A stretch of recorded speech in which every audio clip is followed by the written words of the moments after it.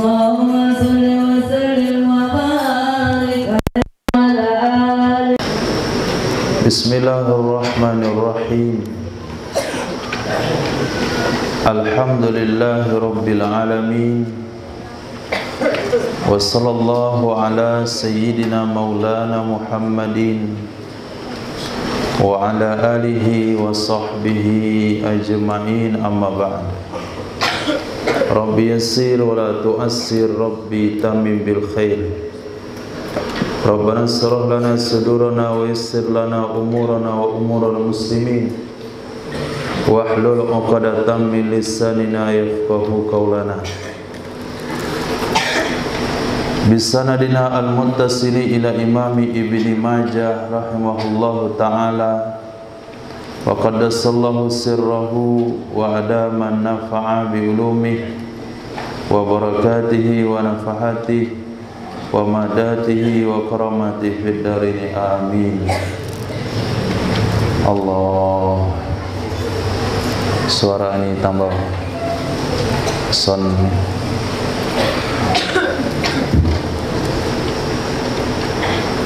Allah, bismillah, Allah, alhamdulillah. Kita lanjutkan hadis-hadis berkaitan dengan puasa,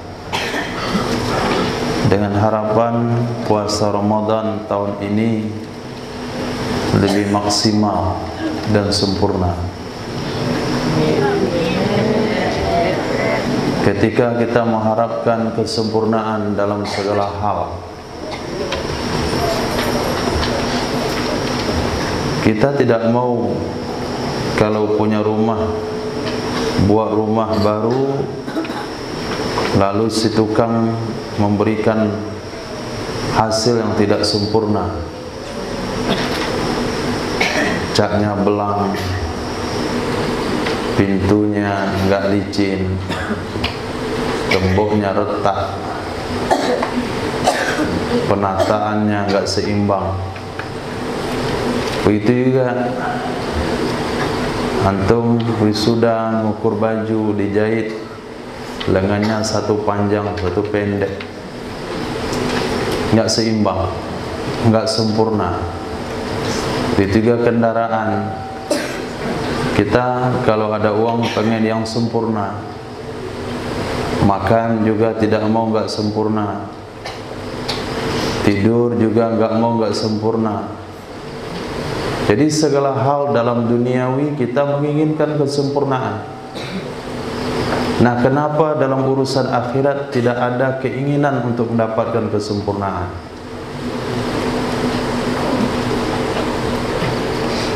Saya juga dalam program menginginkan antum sempurna. Tidak mau asal duduk dalam majelis kemudian asal dengar apa yang disampaikan, itu belum lagi dah azan. Orang tua antum juga menginginkan hasil yang sempurna. Setahun itu minimal 7 juz, 5 juz minimal. Itu jangan taruh kepala di bawah. Jadi kita menginginkan kesempurnaan dalam duniawi. Sangat tidak wajar kalau kita memberikan ibadah kepada Allah tidak sempurna.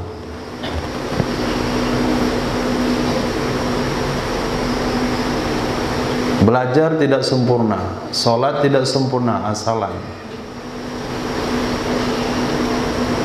Kalau sekiranya pengen kesempurnaan dalam duniawi, tidak terima pakaian gak sempurna, tidak terima makanan gak sempurna, tidak terima kendaraan gak sempurna, tidak terima pekerjaan tidak sempurna, lalu bagaimana bisa memberikan kepada Allah ibadah yang tidak sempurna? Rukuknya asalan, sujudnya asalan, puasanya asalan, asal buka, asal sahur, asal tarawih, asal puasa, nggak bisa. Kalau kita sendiri tidak mau dengan yang asalan, maka kepada Allah juga tidak boleh yang asal-asalan.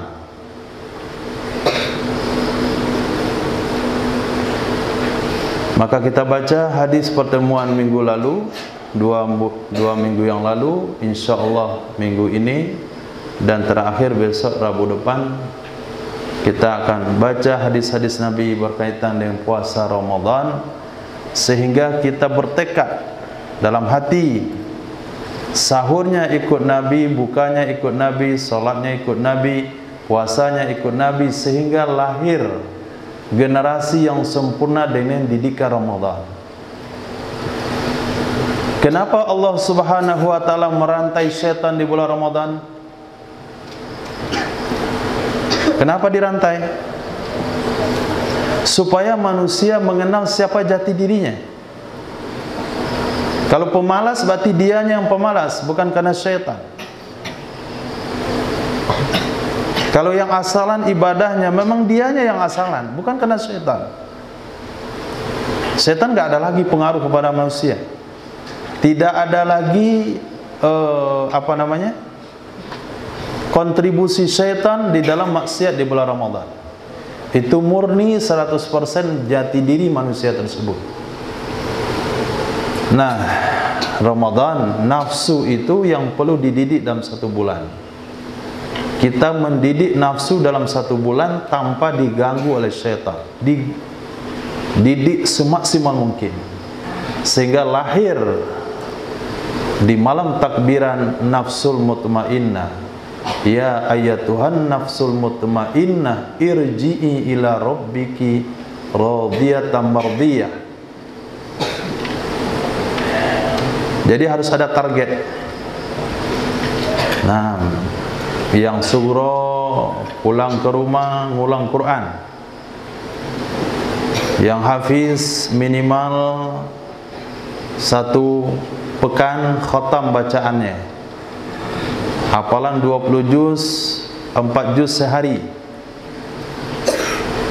Mungkin orang tua juga memberikan kesempatan untuk Quran dengan hanya mendengarkan bacaan anak, sehingga kedepannya ada perubahan yang kita dapatkan.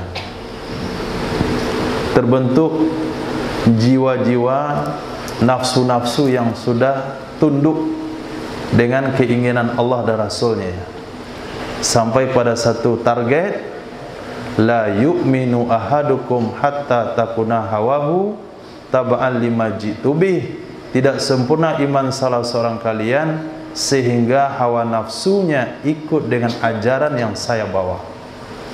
Sampai pada satu target akhir, pernyataan Sayyidina Anas ibnu Malik, wahai labu, sebetulnya saya tidak suka kamu, tapi karena Rasulullah menyukaimu, maka saya menyukaimu.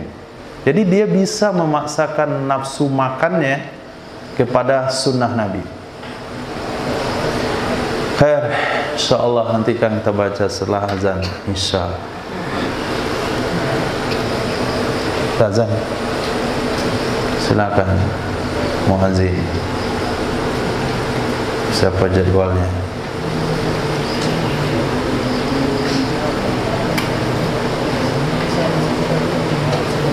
Furqan Akmal.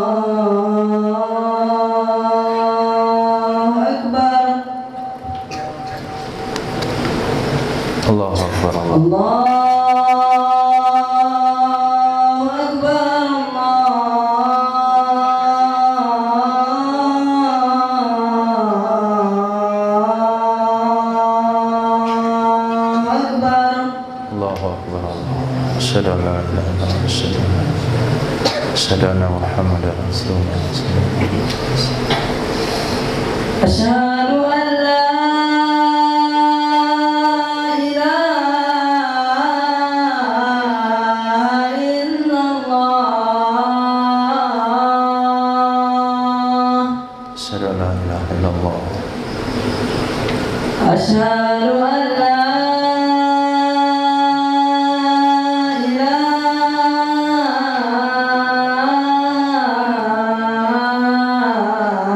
إلا الله أشهد أن محمدا رسول الله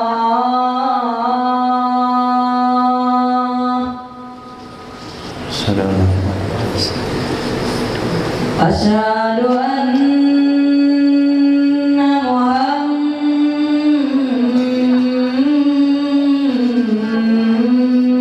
محمدا رسول الله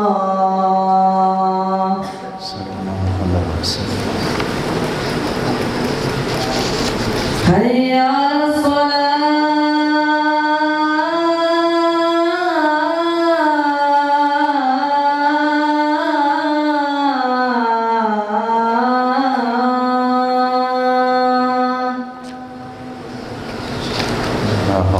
حي على الصلاة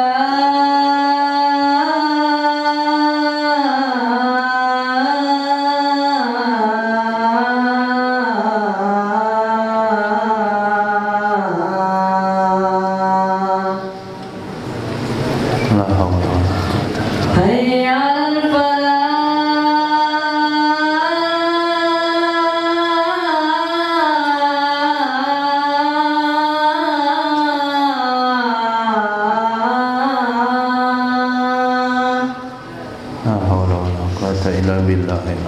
حي على الفلاح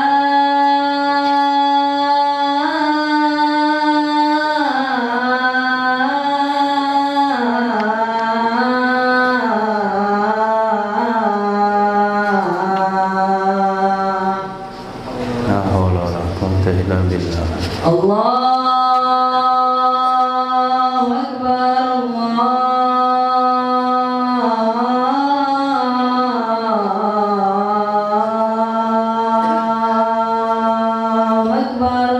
الله أكبر الله أكبر لا إله إلا الله لا إله إلا الله اللهم إني أشهد أن لا إله إلا الله وحده لا شريك له وأشهد أن محمدا عبده ورسوله رضيت بالله ربا وبالإسلام دينا صلى الله وسلم اللهم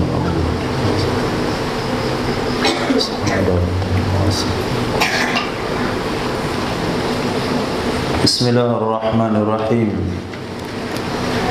Kita lanjutkan dengan hadis Fiman aftara nasiyan, tentang seseorang yang makan dalam keadaan lupa. An Sayyidina Abi Hurairah radhiyallahu anhu qala Rasulullah sallallahu alaihi wasallam, man akala nasiyan, siapa saja yang makan ia dalam keadaan lupa, wa huwa shaim, padahal dia sedang berpuasa, falyutimma saumahu, maka hendaklah ia menyempurnakan, melanjutkan puasanya. Fa innama, maka hanya saja at'amahullah, memberi makan akannya orang tersebut oleh Allah Subhanahu wa taala, wasaqahu, dan Allah memberi minum akannya orang tersebut. Jadi permasalahan dalam berpuasa adalah kalau kita makan lupa. Mungkin hari pertama puasa, bangun pagi, kemudian enggak ingat lalu makan. Maka solusinya adalah ketika ingat wajib dihentikan. Makanan yang ada di mulut wajib dimuntahkan, kemudian berkumur-kumur. puasa tetap dilanjutkan, tidak batal. Walaupun dia makan sepiring, 2 piring, nggak batal puasanya. Kalau hari kedua terjadi lagi lupa, nggak batal juga puasanya. Hari ketiga terjadi lagi lupa, nggak batal juga puasanya. Tapi kalau sempat setiap hari terjadi hal seperti itu, maka dia tidak wajib berpuasa. Nah, karena dia sudah gila, nggak wajib puasa. Nah, syukur kalau Allah memberi dia makan dan Allah memberi dia minum. Tapi kalau sekiranya Allah hanya memberi dia makan saja, dalam artian selesai makan baru ingat, tapi belum minum, maka enggak boleh minum sampai tiba waktu maghrib. Walaupun kepedasan, enggak boleh minum. Dan itu puasa yang paling mujahadah. Nah, berarti at'amahullahu faqat. Dia hanya diberi makan oleh Allah saja, tapi tidak diberi minum. Nah, yang paling enaknya itu selesai minum. Selesai minum dan dilap mulut, baru ingat sedang puasa. Itu berarti Allah telah memberinya makan dan Allah telah memberinya minum. Puasanya sempurna, tidak kurang satu apapun.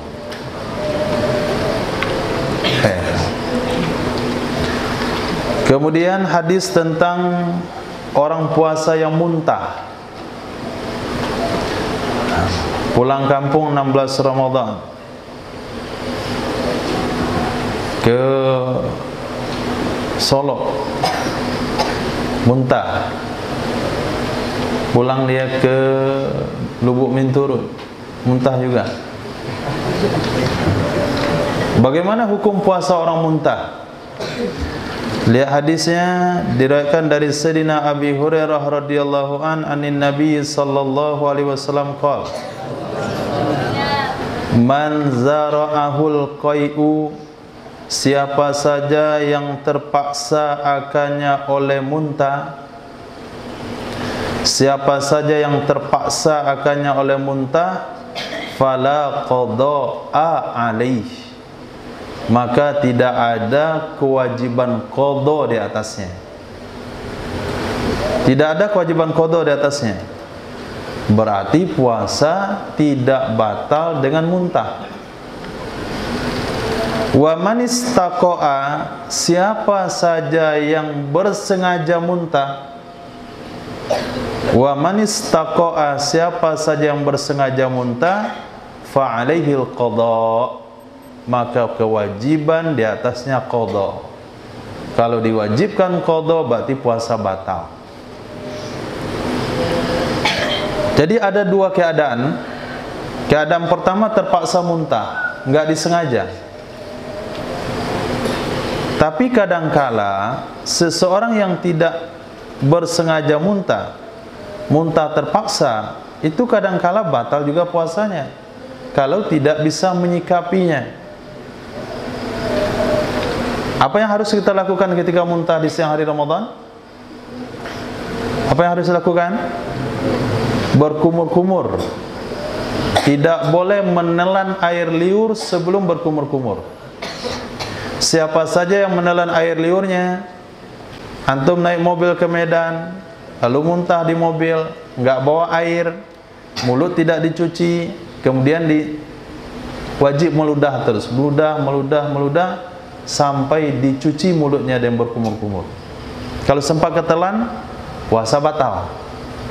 Batalnya bukan karena muntah, tapi batalnya menelan air liur yang bercampur dengan najis.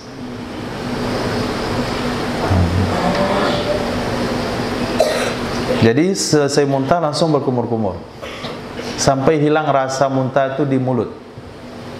Setelahnya boleh menelan air liur, puasanya sah.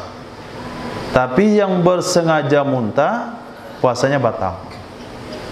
Pertanyaannya, apakah seseorang yang dalam pengalamannya dalam pengalamannya setiap naik mobil pasti muntah.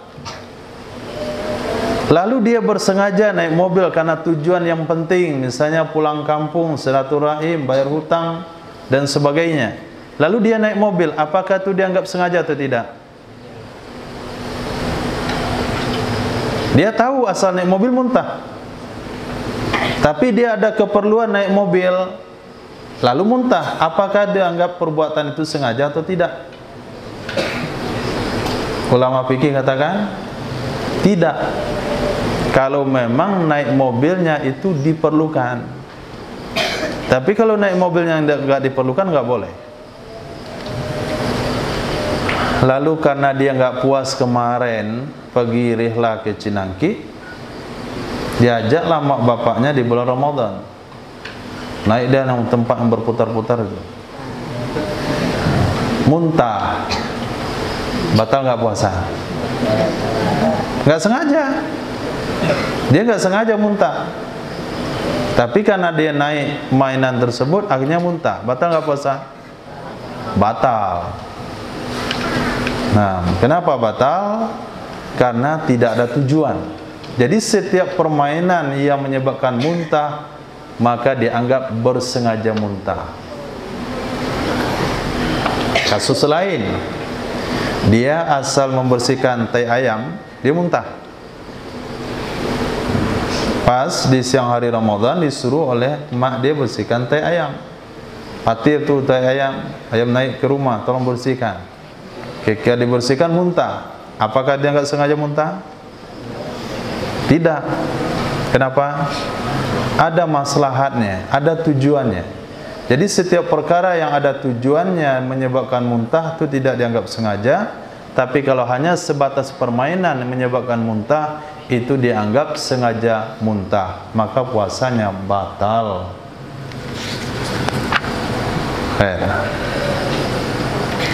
Yang ketiga, tentang bersiwak dan memakai celak di siang hari Ramadan. Gosok gigi, memakai celak di siang hari Ramadan bagi orang puasa. Hadis diriwayatkan daripada Sayyidah Aisyah radhiyallahu taala qalat, qala Rasulullah sallallahu alaihi wasallam, min khairi khisalis shaim as-siwaku. Di antara perkara-perkara yang baik bagi orang berpuasa itu adalah menggosok gigi. Di antara perkara-perkara terbaik, di antara hal-hal yang dianjurkan bagi orang yang berpuasa adalah gosok gigi. Itu bagian yang akan menyempurnakan puasa, bukan membatalkan puasa. Puasa gosok gigi pakai odol, rasa-rasa ada kesegaran di mulut, batal nggak puasa? Tidak batal, karena tidak masuk ke dalam rongga. Rongga yang dimasukkan adalah rongga tenggorokan, bukan rongga mulut. Dan bersiwak itu sendiri itu termasuk bahagian yang mendukung kebaikan puasa. Jangan sampai salah dalam pengamalan asbab puasa, setelah sahur gak gosok lagi gigi lagi sampai maghrib, lalu duduk berempat, setoran manzil sama gurunya, keempat-empatnya satu mazhab tidak gosok gigi. Nah, bagaimana itu kira-kira nasib guru yang terima setoran? Semuanya lancar. Kenapa? Gurunya nggak bisa menyimak. Ini lain lagi bau mulutnya, ini lain lagi.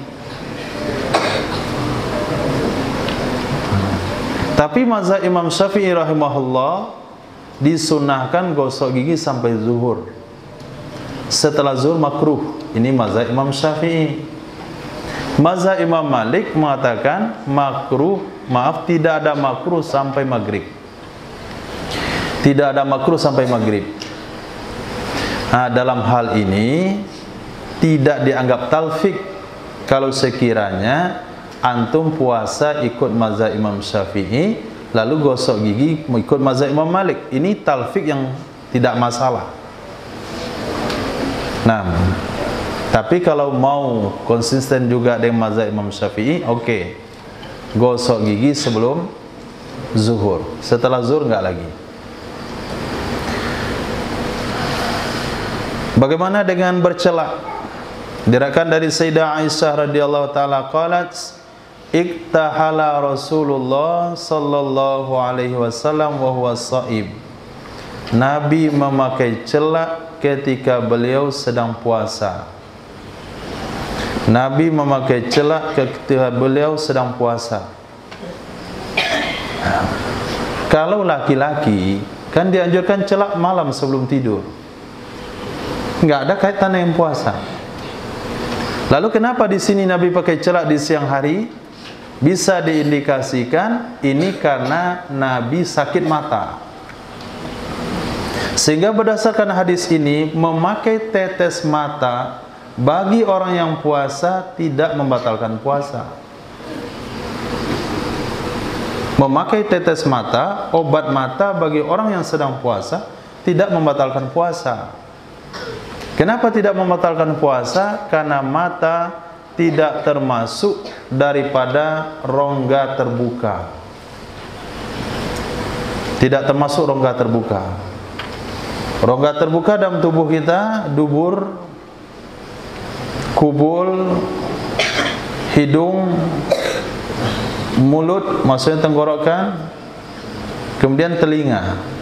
5 rongga terbuka.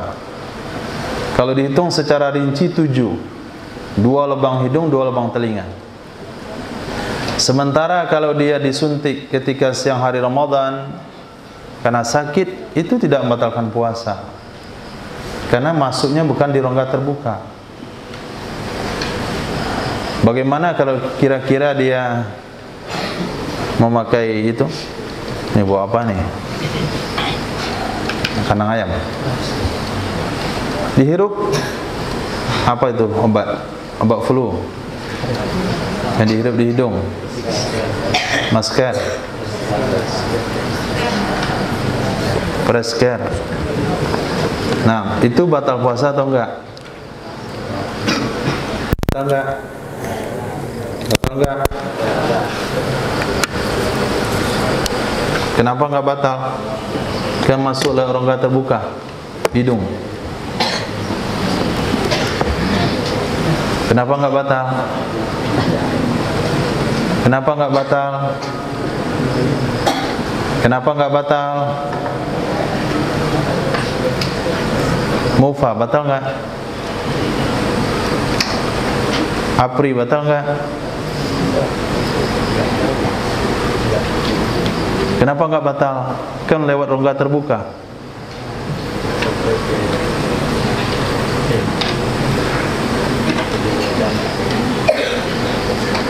Karena yang masuk itu bukan ain. Karena dalam kitab fikih adalah masuknya ain ke dalam rongga terbuka. Ain itu adalah benda yang fisiknya bisa dilihat. Kalau begitu, kalau kita tercium bau makanan batal karena masuklah hidung. Maka wajib nutup hidung ketika masak. Tapi karena aroma itu bukanlah ain, bukan benda, bukan zat, maka tidak membatalkan puasa. Kecuali kalau yang dimasukkan itu selang impus, batal puasa karena ain. Lalu bagaimana kalau memakai impus? Itu batal puasa atau enggak? Kan tidak lewat rongga terbuka, hanya lewat rongga yang dibuka. Pembuluh darah batal atau tidak? Batal atau tidak? Batal atau tidak?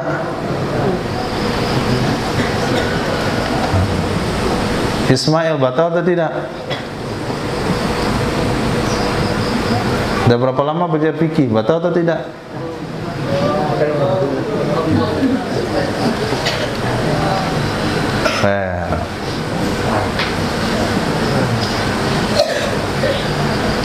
Kalau tujuan dari infus itu adalah memasukkan saripati makanan.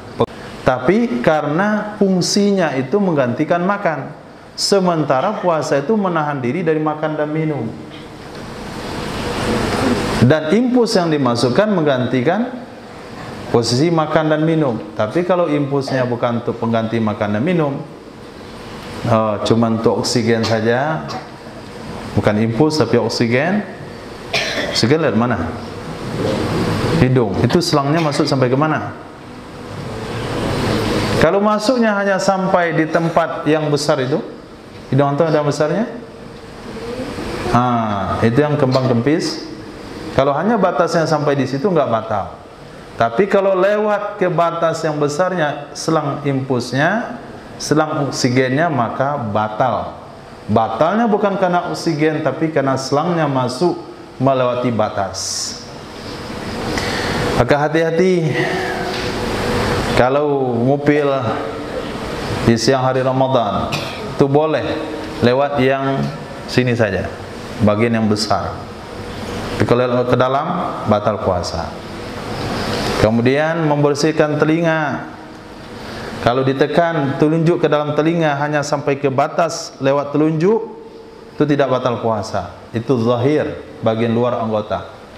Tapi kalau memasukkan ke dalam, puasanya batal karena masuk sesuatu ke dalam rongga terbuka.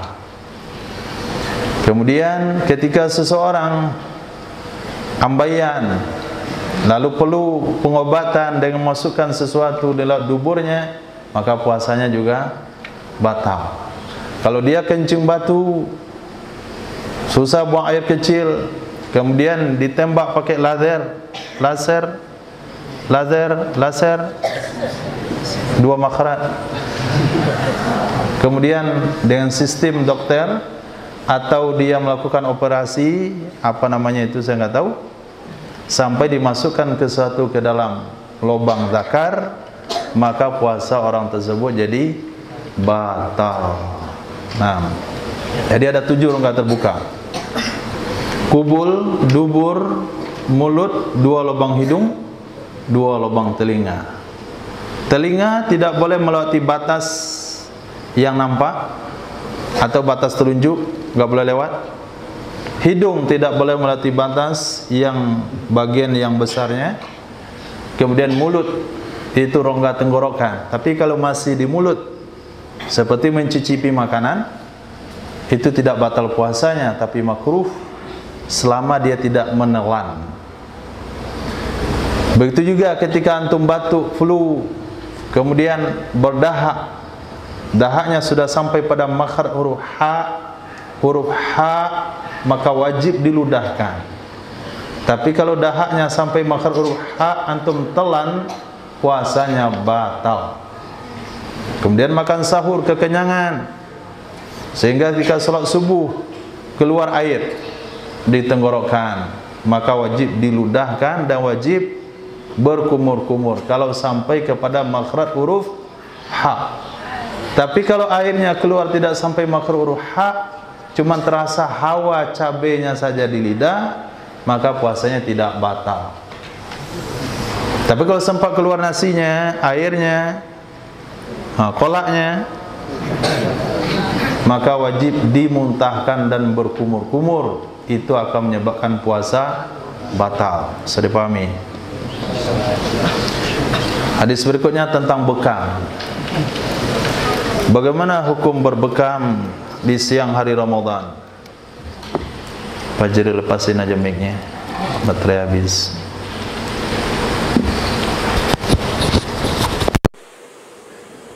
Ada 4 hadis riwayat daripada Imam Nasa'i, Imam Ibnu Majah, terdapat dalam Sunan Abi Daud. Nabi SAW bersabda, "Aftarul hajimu wal mahjum." Batal puasa orang yang membekam dan orang yang dibekam. Hadis kedua juga sama, aftarul hajim wal mahjum. Hadis ketiga juga sama, aftarul hajim wal mahjum. Batal puasa orang yang membekam dan yang dibekam. Nah, kalau kita lihat 3 hadis ini, maka hukum disimpulkan sementara berbekam di siang hari Ramadan membatalkan puasa, baik yang membekam maupun yang dibekam. Tapi dengan adanya hadis terakhir, ihtajama Rasulullah sallallahu alaihi wasallam wa huwa shaim, Nabi pernah berbekam ketika beliau sedang puasa. Nah, dengan adanya hadis ini, maka hadis bekam yang mengatakan batal tadi ditawilkan oleh ulama bisa batal, nggak pasti, berkemungkinan batal puasa orang yang membekam dan orang yang dibekam. Berkemungkinan batal. Orang yang membekam, kenapa ada kemungkinan batal? Karena mungkin dia akan tertelan darah. Karena bekam di zaman itu pakai dihisap. Tapi sekarang tidak lagi dihisap, pakai alat. Maka untuk orang yang membekam, hadis ini tidak lagi berlaku. Tidak ada kemungkinan untuk batal. Kenapa tidak ada kemungkinan? Karena dia sudah membekam, bukan lagi pakai mulut. Lalu bagaimana dengan orang dibekam? Orang yang dibekam ada kemungkinan kelaparan setelah dibekam, yang menyebabkan dia akan makan dan minum. Maka kemungkinan batal, itu mana batal tadi? Batal puasa orang membekam dan dibekam, penafsirannya adalah berkemungkinan batal puasa orang yang membekam yang dibekam. Kenapa kita maknai berkemungkinan batal? Karena Nabi sendiri pernah berbekam ketika beliau sedang berpuasa. Lalu bagaimana kesimpulan hukumnya? Bagi orang-orang yang yakin kalau dia dibekam, dia tidak akan berbuka puasa, dia bisa menahan haus dan laparnya, maka dia boleh berbekam. Tapi bagi orang-orang yang khawatir, biasanya kalau dia selesai berbekam, dia akan lapar, dia akan haus, biasanya, maka bagi dia berbekam hukumnya makruh. Tapi apabila dia yakin kalau selesai berbekam pasti harus makan, harus minum, maka berbekam bagi orang tersebut hukumnya haram. Nah, itu 3 kesimpulan hukum orang berpuasa yang berbekam. Coba bacakan ulang, Boni.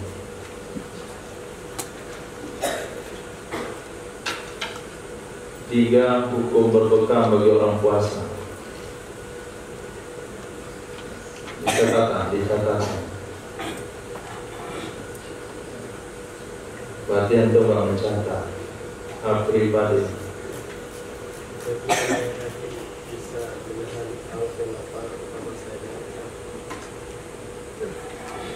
Kok begitu? Bagi orang yakin bisa menahan haus dan lapar, puasanya nggak batal. Hukum apa itu? Zahra.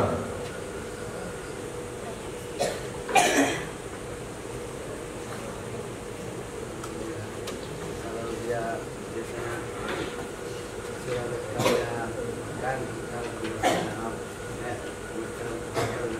kalau kalau dia biasanya nggak makan silakan, atau biasanya makruh. Hukum puasanya makruh, puasa Ramadan makruh hukumnya ya? Yang bolak-balik menyesatkan umat. Kalau dia yakin sudah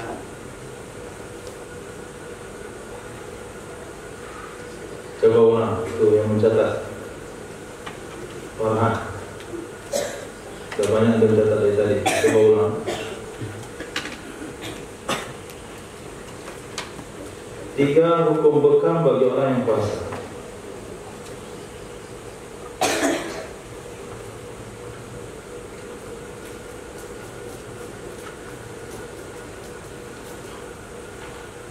Apa yang antum mencatat yang banyak-banyak itu saja? Saya ulang kembali. Pertama, Karena bagi seseorang yang yakin kalau berbekam tidak perlu makan dan minum, maka hukum berbekam baginya boleh. Tapi bagi seseorang yang ragu, kalaulah dia berbekam akan makan, ada kemungkinan perlu makan dan minum, tidak bisa bertahan sampai maghrib, maka hukum bekam baginya makruh. Tapi bagi seseorang yang yakin kalaulah dia berbekam pasti makan, pasti minum, maka hukum bekam baginya haram. Itu makna kaidah yang berbunyi al-hukmu yaduru ma'a illatin wujudan wa adaman. Hadis berikutnya tentang riba dan berkata-kata kotor. Diriwayatkan dari Sayyidina Abi Hurairah radhiyallahu anhu,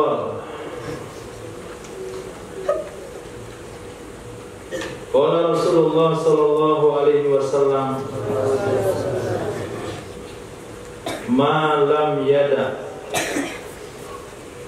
siapa saja yang tidak meninggalkan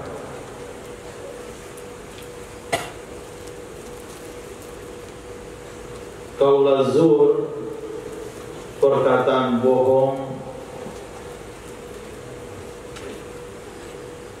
wal jahla, dan sifat jahil, wal amala bih, dan berbuat jahil, fala hajata lillah, maka tidak ada hajat, tidak ada keperluan bagi Allah di dalam hal ayyada'a ta'amahu wa syarabahu, bahwa dia meninggalkan makanannya dan minumannya. Hadis yang kita baca awal kitab ini bab puasa, Allah katakan kullu amali ibni adam lahu illa sawma fa innahu li wa ana ajzi bi. Seluruh amalan manusia itu untuknya kecuali puasa.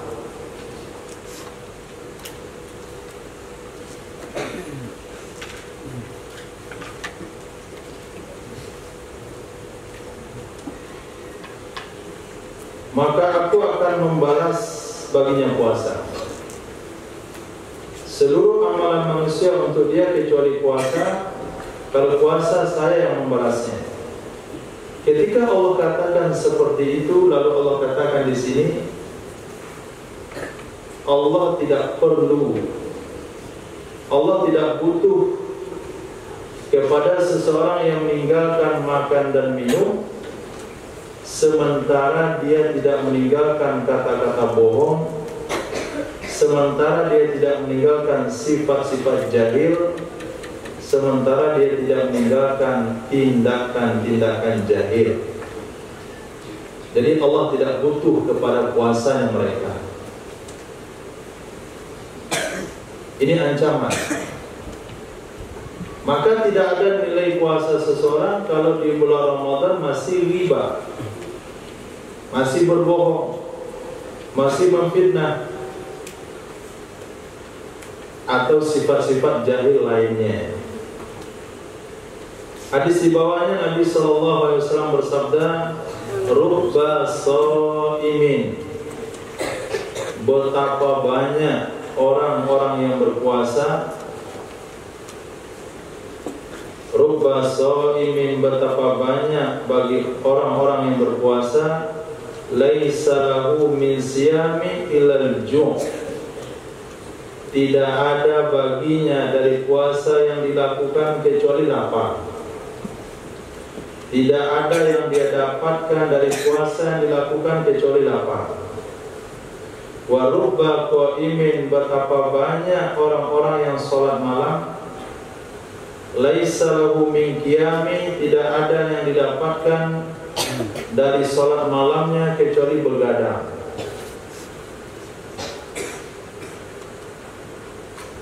Setelah maghrib capek, letih, kemudian dia makan, kemudian dia minum. Makan semaunya, minum semaunya.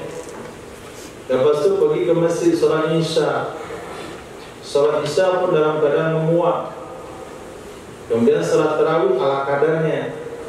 Begitu setiap waktu. Sehingga selesai bulan Ramadan tidak ada perubahan sama sekali. Apa penyebabnya?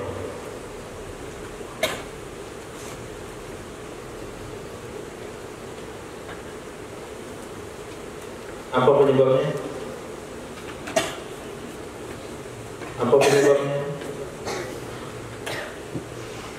Karena dia tidak meninggalkan berkata-kata bohong, tidak meninggalkan sifat-sifat menjahili orang lain, merugikan orang lain. Yang puasa cuma mulutnya saja, itu cuma dari makan dan minum.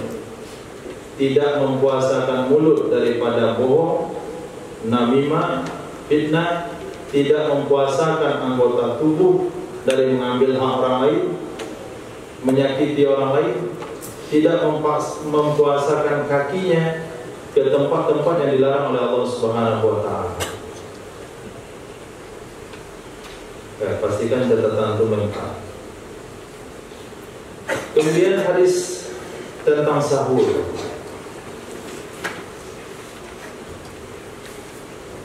Hadis pertama dari Sayyidina Anas bin Malik radhiyallahu anhu, Nabi sallallahu alaihi wasallam bersabda, tasahharu, makan sahurlah kalian, fa inna fis sahuri barakah, sesungguhnya di dalam makan sahur itu ada berkah. Di dalam makan sahur ada berkah. Dalam riwayat yang lain, Nabi sallallahu alaihi wasallam bersabda, perbedaan puasa kita umat Nabi Muhammad sallallahu alaihi wasallam dengan puasa umat-umat sebelumnya, Yahudi dan Nasrani, adalah di makan sahur. Ayat yang dikutip, ya ayyuhalladzina amanu kutiba alaikumus syiyam kama kutiba, diwajibkan kepada kalian berpuasa sebagaimana telah diwajibkan sebelumnya, alal ladzina min qablikum, kepada orang-orang sebelum kalian. Yahudi puasa, Nasrani puasa, umat Nabi Muhammad puasa. Perbedaan puasa Yahudi, Nasrani dengan puasa umat Nabi Muhammad yaitu dimakan sahurnya. Kalau dia tidak makan sahur, puasanya mirip Yahudi, puasanya mirip Nasrani. Tapi kalau dia makan sahur, puasanya ikut Nabi. Jadi makan sahur itu perkara yang mesti, gak ada bahasa. Apalagi diterapkan di tengah-tengah keluarga, disuruh keluarganya makan sebelum tidur pulang tarawih. Nanti biar gak repot-repot bangun. Itu puasa ala keluarganya, bukan puasa ala Nabi, bukan puasa ikut Rasul. Puasa ikut tradisi keluarga. Berarti beramal, berpuasa ikut selera masing-masing. Mau makan sahur pulang tarawih, mau makan sahur jam 12, mau makan sahur jam 2, mau gak makan sahur. Sudah banyak makan dari buka, jadi saya gak mau sahur, besok puasa. Berarti puasanya mirip puasa Yahudi, mirip puasa Nasrani. Lalu kapan waktu makan sahur? Kapan waktu makan sahur? Direkam pada Sayyidina Zaid bin Sabit radhiyallahu anhu, qala, beliau katakan, tasahharna, kami makan sahur ma'a Rasulillah bersama Rasul sallallahu alaihi wasallam. Summa kunna ila shalah, kemudian beberapa waktu setelahnya kami mendirikan sholat subuh. Qultu, aku katakan, aku bertanya, kata Sayyidina Anas bin Malik kepada Sayyidina Zaid bin Sabit, kam bainahuma, berapa jarak makan sahur dengan sholat subuh? Kam bainahuma, berapa jarak antara makan sahur dengan sholat subuh? Qala, Sayyidina Zaid bin Sabit menjawab, qadru qiraati khamsina ayat, ukuran membaca 50 ayat. Ukuran membaca 50 ayat. Karena waktu itu belum ada jam tangan, jam dinding, sehingga tidak bisa dijawab 8 menit. Dan kita biasanya akan memberikan jangka waktu dengan sesuatu yang biasa dalam kehidupan kita. Yang biasa dalam kehidupan kita. Misalnya tahfiz. Berapa jarak rumah antum dari sini? Ozil. Ya, kira-kira baca 1 juz lah. Kenapa? Karena hari-hari di Quran dia bisa memberi jangka waktu dengan kebiasaannya. Nah, tukang bisa juga. Berapa kira-kira jarak rumah antum dari pondok? Ya, kira-kira memasang 1 karung semen. Perokok juga bisa begitu. Berapa jarak rumah antum dari masjid? Ya, sebatang rokok. Dia akan memberi kadar itu dengan kebiasaan. Pembalap mengatakan, ya rumah saya di sini 2 kali gas sampai. Pembalap. Nah, lalu kenapa Sayyidina Zaid bin Sabit menjawab ukuran membaca 50 ayat? Berarti kebiasaan sahabat setelah makan sahur itu membaca Quran. Sehingga itu bisa menjadi pengetahuan bagi mereka semua untuk menentukan jeda antara selesai sahur dengan sholat subuh. Ukuran membaca 50 ayat. Berarti secara tidak langsung ada beberapa hukum yang bisa kita simpulkan di sini. Amalan sahabat setelah makan sahur bukan ngulang tidur. Nah, santri, bukan ngulang tidur, tapi baca Quran. Yang kedua, antara sholat subuh dan akhir makan sahur itu ada jeda yang disebut dengan imsak. Ini dari imsak.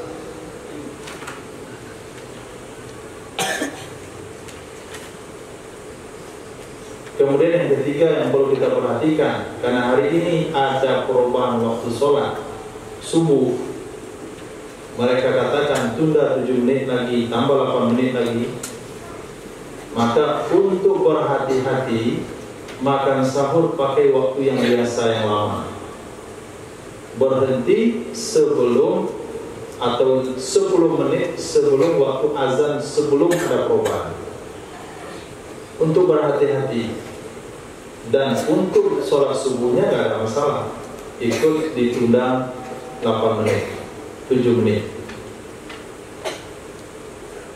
supaya sholat subuhnya pasti sah di awal waktu, di dalam waktu sholat subuh, dan bisa dipastikan sahurnya berhenti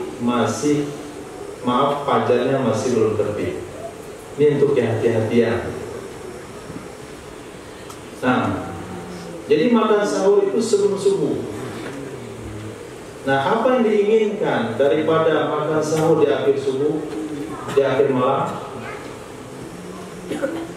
Kalaulah sekiranya selesai sahur masih bisa membaca 50 ayat, kira-kira 10 menit. Dia bisa membaca Quran 10 menit sebelum azan subuh. berarti dia sebelumnya sudah berwudu, sebelumnya dia sudah makan. Berarti perlu ada waktu setengah jam atau 40 menit sebelum waktu subuh dia akan bangun dari tempat tidur. 40 menit atau 1 jam sebelum waktu azan berkumandang dia sudah bangun. Malam pertama berat sekali, malam kedua berat, malam keempat udah lumayan, malam ke-10 sudah ringan, malam ke-15 sudah biasa, malam 20 kayak tidak terjadi apa-apa, malam ke-27 nggak usah dibangunkan lagi, secara otomatis nggak bisa lagi tidur makanya pas Syawal. Nah, ketika Syawal lahirlah generasi yang bangun 1 jam sebelum waktu subuh. Nah, ini yang diinginkan daripada makan sahur.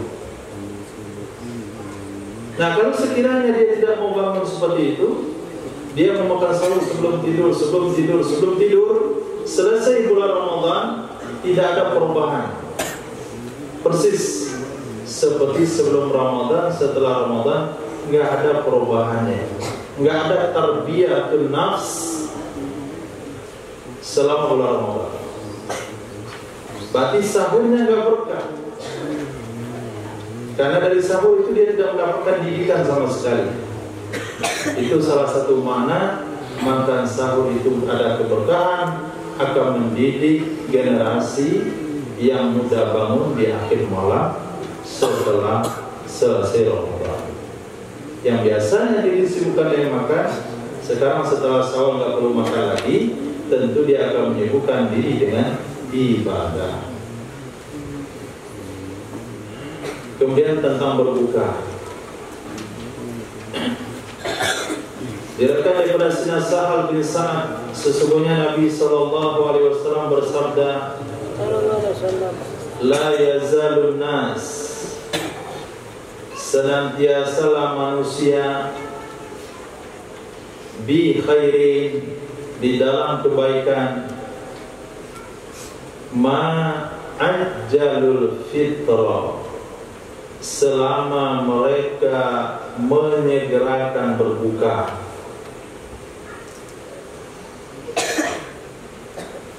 Fa innal yahuda yuakhirun, maka sesungguhnya bangsa Yahudi mereka menunda-nunda berbuka puasa.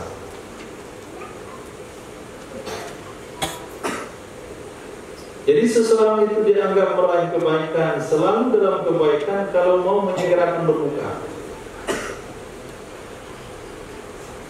Kapan menyegerakan berbuka itu bisa terlaksana? Ketika sebelum waktu berbuka dia telah siap dengan kondisinya. Nampan sudah terhidang di aula, kemudian minuman sudah siap, kormanya sudah siap. Kira-kira 5 menit sebelum waktu berbuka tiba, sudah duduk bersama. Begitu juga dalam rumah tangga, bapak pulang bekerja, itu minimal 10 menit sebelum berbuka itu dalam kondisi standby dengan keluarga. Ibu-ibu yang yang juga punya kegiatan, itu 10 menit sebelum berbuka sudah duduk dengan keluarga.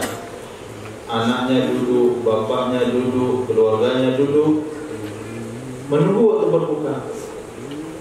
Kemudian setelah berbuka, lalu baca doa bersama.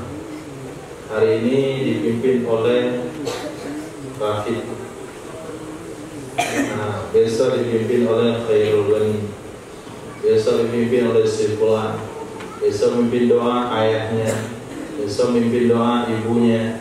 Besok anaknya laki-laki. Besok anaknya yang perempuan. Besok anaknya yang di TK. Nah, kenapa? Karena ketika berbuka adalah waktu di mana Allah Subhanahu wa taala mengabulkan doa. Apalagi doa seorang ayah yang diaminkan oleh semua anggota keluarga. Yakin maksudnya waktu. Tapi kalau ragu maksudnya waktu, nggak boleh berbuka. Hadis berikutnya, apa sesuatu yang kita gunakan untuk berbuka, yang disyariatkan oleh agama, yang diperintahkan oleh Nabi, diriwayatkan daripada Sayyidina Salman bin Amir. Beliau mengatakan Rasul sallallahu alaihi wasallam bersabda, "Idza aftara ahadukum," apabila berbuka oleh salah seorang kalian. Dicatat, apabila berbuka oleh salah seorang kalian, falyuftir ala tamrin, maka hendaklah dia berbuka dengan korma kering. Dengan korma kering. Nah, korma kering yang murah, tapi bagus, yang biasa langganan itu. Korma apa namanya? Hah? Soa, sukari, yang dibeli yang di pinggir jalan itu korma kering kerontang. Kenapa gak enak korma ini? Kenapa Nabi suruh makan ini? Nabi gak suruh makan korma itu. Bukan korma kering kerontang, korma kering saja. Tamrin, tamar, korma kering. Pak Ilham Yajid kalau gak ada, nggak tahu mau beli di mana, nggak ada uang untuk membelinya, falyuftir alal ma', hendaklah dia berbuka dengan air putih, air mineral. Fa innahu tahur, sesungguhnya air itu suci, mensucikan. Bayangkan, usus dia bekerja, padahal yang digiling nggak ada. Mulai pada zuhur dia bergerak sampai maghrib. Lepaslah makanan-makanan sisa, kemudian disiram dengan air 30 hari lamanya, maka ususnya akan bersih. Dan jangan berbuka ikut iklan. Iklan, puasanya berdasarkan iklan. Berbuka dengan air kelapa karena sama dengan kurma.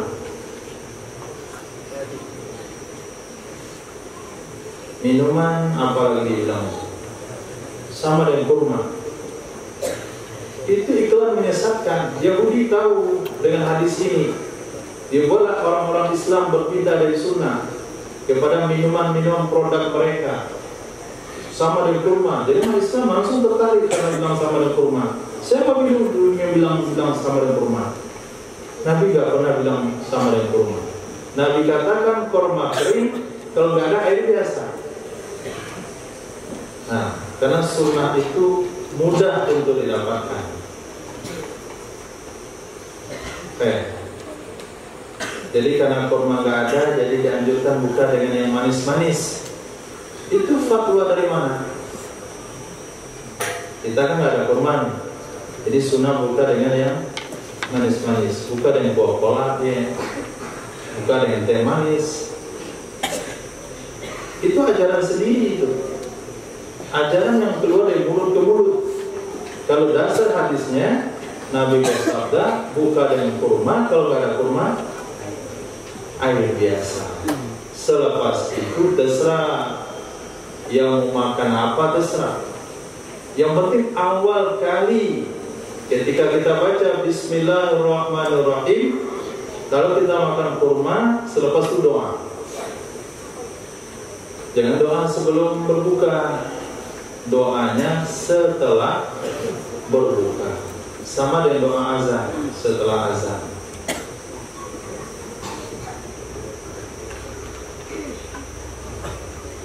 Kemudian wajib berniat di malam hari. Wajib berniat di malam hari.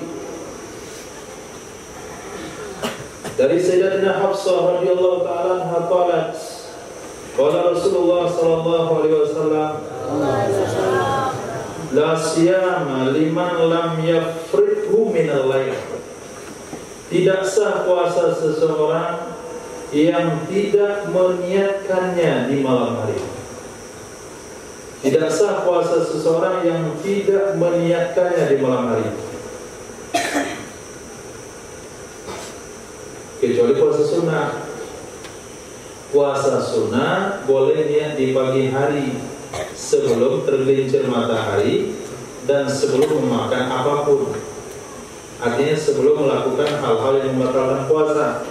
Tapi kalau puasa wajib, niatnya harus di malam hari.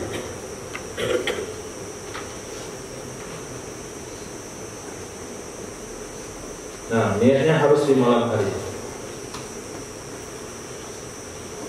Menurut mazhab Imam Syafi'i, setiap malam. Menurut mazhab Imam Maliki, boleh di awal malam. Maka untuk mengantisipasi kelupaan niat, di awal Ramadan kita niat 2 mazhab. Pertama, saya niat puasa 1 bulan penuh ke depan berdasarkan mazhab Maliki. Kemudian setiap malam kita niat lagi dan niat lagi. Ketika lupa berniat, maka di pagi harinya kita langsung pindah mazhab kepada mazhab Imam Malik. Ini untuk mengantisipasi lupa. Nah, hal ini dilakukan oleh para ulama kita dulu, imam-imam di surau-surau tua. Sebelum sholat tarawih dimulai, mereka memimpin niat puasa. Ayo kita niat puasa dulu sebelum sholat. Ada juga yang berniat setelah tarawih, sebelum witir, dipimpin oleh imam. Nawaitu shauma ghadin an adai fardi syahri ramadhani. Ya Ramadhani hadis sanati lillahi ta'ala. Akhirnya seluruh masyarakat walaupun tidak tahu dengan hadis ini, tapi mereka sudah niat puasa di malam hari. Datang Salafi, dibilang tuh Nabi gak pernah mimpin niat puasa Ramadan selesai sholat. Sayyidina Abu Bakar gak pernah mimpin niat. Sayyidina Umar tidak pernah mimpin niat. Itu bid'ah. Nah, padahal kan metode mengantisipasi supaya setiap masyarakat bisa memasang niat setiap malam, tidak kelupaan. Sehingga mereka tetapkan setiap imam mimpin niat. Dalilnya berniat malam itu sahih hadisnya, tapi metodenya tergantung. Kalau sahabat nggak perlu diingatkan, karena setiap sahabat punya semangat pengen orang pertama sekali mengamalkan perintah daripada Sayyidina Rasul. Tapi di zaman kita atau di zaman sebelum kita, mereka tidak tahu secara maksimal dengan hukum. Tapi para ulama kita, para imam-imam di kampung dulunya, sudah lama, mereka membuat sebuah kegiatan yang memastikan setiap masyarakatnya berniat. Nah, datanglah orang sesat ini yang menyesatkan, akhirnya tertinggal niat. Akhirnya di antara masyarakat yang tahu wajib niat, yang nggak tahu nggak berniat. Artinya ada sebagian puasa masyarakat batal karena tidak niat di malam hari. Asbab mereka mengatakan bid'ah memimpin niat sebelum tarawih atau di malam Ramadan. Antum kalau diminta jadi imam di mana-mana saja, pimpin niat puasa Ramadan. Nah, dia sekali dikatakan bid'ah nggak ada masalah. Terakhir, bagaimana kondisi puasa seseorang kalau di pagi hari dia berjunub? Diriwayatkan daripada Sayyidina Abu Hurairah radhiyallahu anhu, man asbaha wa huwa junubun falyuftir. Oh, salah hadisnya, salah baca. Itu khilafiyah. Kita pakai hadis yang di bawah. Karena Rasulullah sallallahu alaihi wasallam yusbihu junuban minal wiqa la min ihtilami summa yagtasil wa yutimmu shaumahu. Adalah Nabi sallallahu alaihi wasallam di pagi hari dalam keadaan berjunub dari karena jima, bukan karena mimpi. Kemudian beliau mandi dan beliau menyempurnakan puasanya. Maknanya bagi orang berjunub di pagi hari Ramadan, puasanya sah, tidak batal. Cukup dia mandi, kemudian sholat subuh. Nah, dengan syarat perlu hati-hati sekali ketika mandi, jangan sampai air masuk ke rongga terbuka.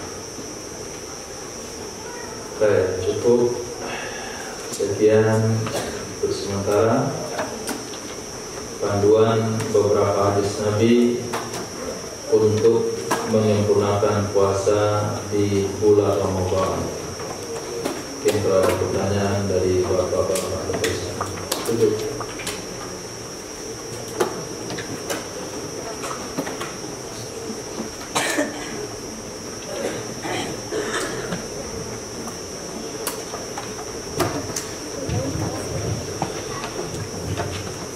Assalamualaikum warahmatullahi wabarakatuh. Waalaikumsalam warahmatullahi wabarakatuh. Katanya Ustaz, kalau kita mau sahur, dan itu sahurnya telat, maksudnya bangunnya terlambat, sudah mendekati ke azan. Ada juga yang beberapa orang mengatakan makan aja karena masih azan. Atau bagaimana Ustaz? Terima kasih. Waalaikumsalam warahmatullahi wabarakatuh. Hadis imsak yang barusan kita baca itu ulama menempatkan kepada kesunahan, yaitu kesunahan berhenti makan minum beberapa menit sebelum azan berkumandang. Tapi hukum wajibnya bukan di sana. Hukum wajibnya seperti yang dikatakan dalam firman Allah, makanlah kalian sampai nampak benang putih dari benang hitam dari fajar. Jadi batas akhir boleh makan itu adalah terbit fajar. Dan terbit fajar ditandai dengan azan subuh. Azan subuh yang tepat waktu ini. Nah, jadi azan subuh di sekitar kita ini itu tidak bisa jadi standar untuk berhenti sahur. Sudah, jangan sahur lagi, ntar belum azan. Nah, kalau tempat kita nggak bisa, karena azan subuhnya kadang telat 1 menit, kadang 2 menit. Jadi tidak bisa digantungkan dengan azan sekitar. Nah, ini sebetulnya sebagai muadzin itu wajib azan tepat waktu. Karena Nabi bersabda, al-muazzinu mu'taman. Muazzin itu dipercaya oleh orang untuk berhenti makan, untuk makan. Untuk makan ketika azan maghrib, berhenti makan ketika azan subuh. Tapi karena di tempat kita belum mu'taman, belum bisa dipercaya, maka perlu untuk menjaga kehati-hatian dalam berpuasa, kita lihat jadwal waktu. Nah, standbykan waktu, pastikan. Nah, 1 menit lagi berhenti, itu minimal. Tapi pendapat mengatakan makan minumlah selagi azan belum selesai, itu mazhab Wahabi. Itu Wahabi punya pendapat. Tidak boleh diamalkan pendapat yang bertentangan dengan ijma ulama, pendapat bertentangan dengan nas Quran, pendapat bertentangan dengan nas Quran. Dan perlu hati-hati lagi sekarang ini, seperti yang saya sampaikan tadi, ketika ada pengumuman penundaan azan subuh 7 menit pada waktu yang biasanya. Ini kita nggak boleh pakai yang waktu penundaan 7 menit ini, karena kita mesti hati-hati dalam menjaga amalan. Oh kan tidak ada penundaan 7 menit, betul waktu subuh itu sudah 7 menit, tapi untuk sahur jangan sampai ikut penundaan itu. Karena kita pengen puasa yang kita lakukan itu sah. Jangan kita letakkan puasa kita di ujung tanduk. Nah, hukumnya remang-remang sah atau enggak. Jadi kita maunya ibadah puasa itu pasti kesahannya. Betul-betul terdengar azan kita berbuka. Nah, kita berhenti sahur pasti ketika fajar belum terbit. Yang walaupun kalau seseorang ragu-ragu setelah sahur, apakah dia tadi sahur sebelum waktu subuh masuk atau sebelum masuk, yang walaupun menurut kaidah fikih hukumnya sah puasanya, tapi kita tidak mau puasa yang kita lakukan itu kondisinya tidak pasti. Nah, masih ada pertanyaan seputar puasa.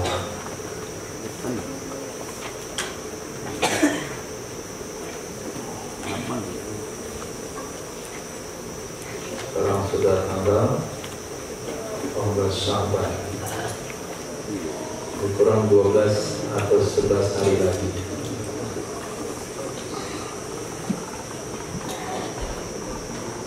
Kalau orang kenduri, para legadang, sebulan persiapan.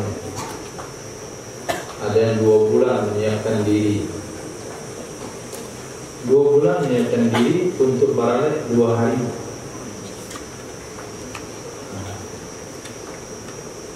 Sementara umat Islam untuk puasa 1 bulan nggak ada persiapan sama sekali.